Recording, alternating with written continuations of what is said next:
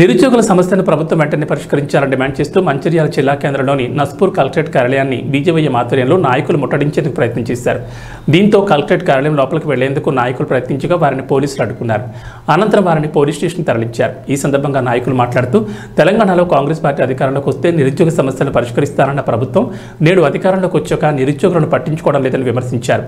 Job క్యాలెండర్ను వెంటనే విడుదల చేయాలని, పోలీస్ కానిస్టేబుల్ నియామకాల్లో అభ్యర్థులకు అన్యాయం చేస్తున్న జీవో నంబర్ 46ను వెంటనే రద్దు చేయాలని డిమాండ్ చేశారు.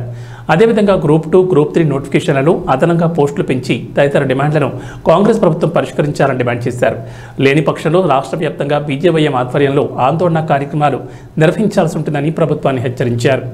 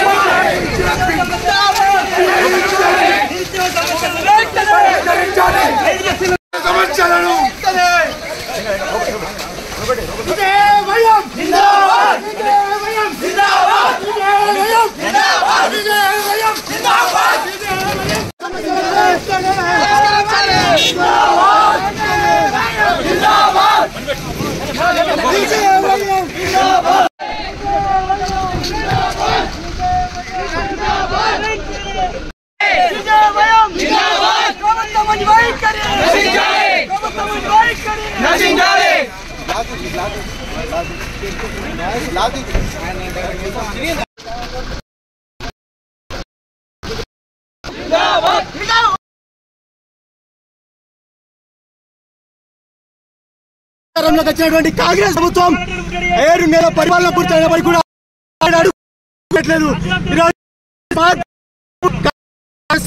ప్రభుత్వం